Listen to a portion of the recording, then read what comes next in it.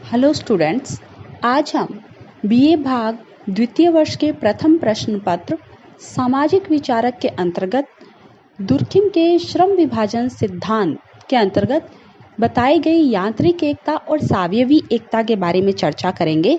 हमने अपने पिछली क्लास में दुर्खिम के सिद्धांत श्रम विभाजन के अंतर्गत श्रम विभाजन के प्रकारों, श्रम विभाजन के कारण तथा परिणामों को जाना था।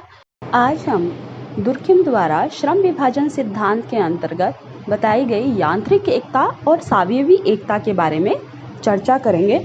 तो पहले हम जानेंगे यांत्रिक एकता क्या है। आदिम सरल पिछड़े समाजों में यांत्रिक एकता पाई जाती है जो समानता पर आधारित होती है। इन समाजों में जनसंख्या का घनत्व बहुत कम होता है, व्यक्तियों की आवश्यकताएं सीमित होती हैं, व्यक्तियों का अस्तित्व समूह के साथ इतना अधिक घुल मिल जाता है कि वहाँ व्यक्तिगत विभिन्नताएं नहीं होती। श्रम विभाजन बहुत कम मात्रा में पाया जाता है। व्यक्ति समूह के साथ इस ढंग से जुड़ा होता है कि उसकी व्यक्तिगत विचारधाराएं कोई महत्व नहीं रखती। वह सभी के साथ मिलकर यंत्रवत समान प्रकार से सोचता है, कार्य करता है। यांत्रिक एकता पर आधारित समाज की जो विशेषताएं होती हैं वो इस प्रकार होती है। में पहली बात आती है सामूहिक चेतना का प्रभुत्व। यांत्रिक एकता वाले समाजों में प्रबल सामूहिक चेतना पाई जाती है। सामूहिक चेतना जितनी अधिक प्रबल होगी, यांत्रिक एकता भी उतनी अधिक मजबूत होती है। सामूहिक चेतना स्वतंत्र रूप से अपने ही नियमों से संचालित होती है। व्यक्ति का इस पर कोई प्रभाव नहीं होता है, यानी कि एक व्यक्ति की कोई व्यक्तिगत चेतना यहाँ महत्व नहीं रखती, बल्कि समूह की जो सामूहिक चेतना होती है वही महत्व रखती है। व्यक्ति और समाज में संबंध।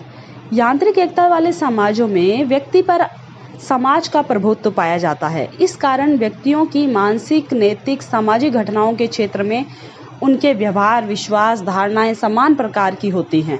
केवल मात्र आनुवंशिक विशेषताएं ही विभिन्न प्रकार की होती हैं।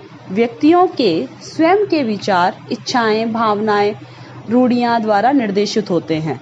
समाज एक प्रकार से व्यक्तियों के व्यक्तित्व को निगल जाता है। यांत्रिक एकता की अगली विशेषता के अंतर्गत बात करते हैं कानून, नैतिकता एवं सामाजिक नियंत्रण के साधनों के। यांत्रिक एकता वाले समाजों में दमनकारी कानून पाए जाते हैं। इसका उद्देश्य क्षतिग्रस्त व्यक्ति की क्षतिपूर्ति करवाना न होकर नैतिक मूल्यों का पुनर्स्थापना करना होता है। इनकी प्रकृति कठोर होती है। नैतिकता के प्रतिमान सामूहिक होते हैं। दंड संहिताएं व्यक्ति को समान रूप से सोचने व कार्य करने को बाध्य करती हैं। धर्म सामाजिक नियंत्रण का प्रमुख साधन होता है। व्यक्ति के जीवन के सभी पक्ष धर्म से उत्पन्न होते हैं। एक प्रकार से सामूहिक चेतना सर्वव्यापक और दैवीय गुण प्राप्त कर लेती है। इसकी अगली विशेषता है राजनीतिक, आर्थिक और धार्मिक व्यवस्था। यांत्रिक एकता वाले समाजों में न्याय, दंड, सामाजिक मामले सारे समूह द्वारा सामूहिक रूप से निपटाए जाते हैं। सारा समूह या समुदाय मिलकर ही कानून बनाना और उसे लागू करना और कानून का उल्लंघन करने वाले को दंड देने का कार्य करता है। इसी प्रकार अगर इसकी आर्थिक व्यवस्था की बात करें तो आदिम अर्थव्यवस्था भरण पोषण वाली अर्थव्यवस्था होती है।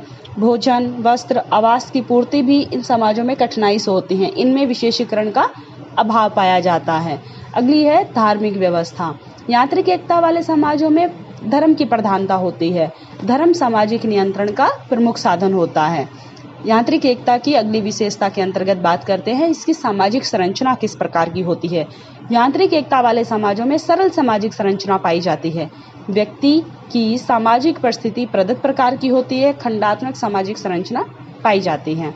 अगर हम बात करें यहाँ कानून की तो इसमें दमनकारी कानून पाए जाते हैं। कानून का उद्देश्य समाज की एकता को बनाए रखना होता है। तो इस प्रकार हमने बात की है यांत्रिक एकता की। अब हम आगे चर्चा करेंगे सावयवी एकता कि सावयवी एकता क्या होती है।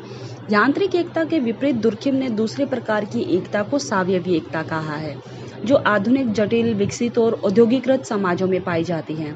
ऐसे समाजों में प्रतिकारी कानून की प्रधानता होती है। आदिम समाजों में जहां दमनकारी कानून पाए जाते हैं, ऐसे कानून व्यक्ति को समूह के साथ प्रत्यक्ष रूप से जोड़ते हैं। किंतु आधुनिक समाजों में श्रम विभाजन और विशेषीकरण की प्रधानता होने के कारण विभिन्नताएं अधिक पाई जाती हैं। ये विभिन्नताएं समाज में व्यक्तिगत स्वतंत्रता को बढ़ावा दे देती हैं और सामूहिक चेतना की भावना को कमजोर कर देती हैं।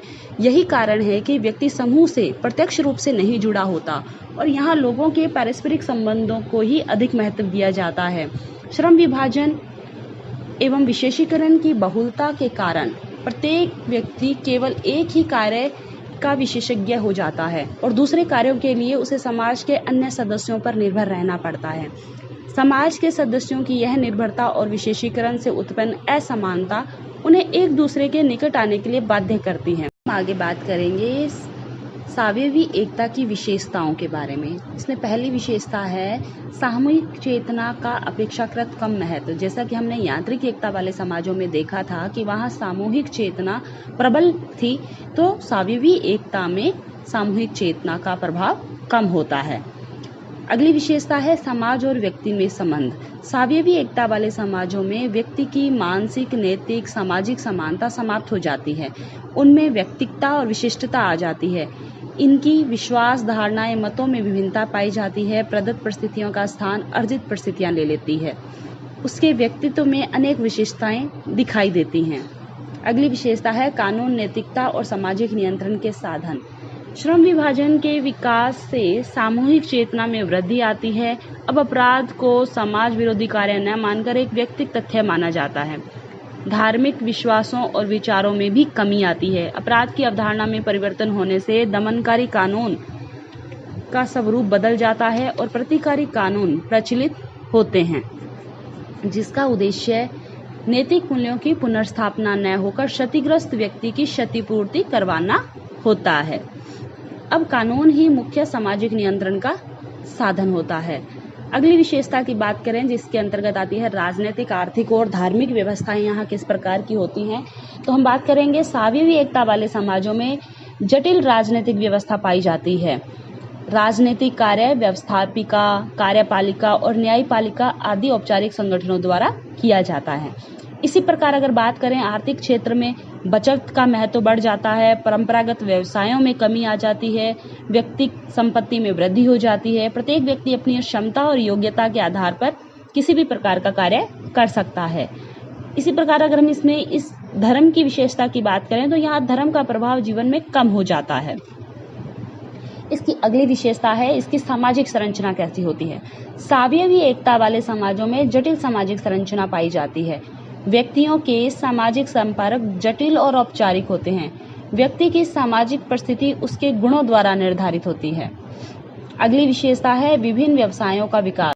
तो इस प्रकार आज हमने श्रम विभाजन के अंतर्गत बताई गई यांत्रिक एकता और सावयवी एकता क्या है तथा उसकी विशेषताएं क्या है को जाना।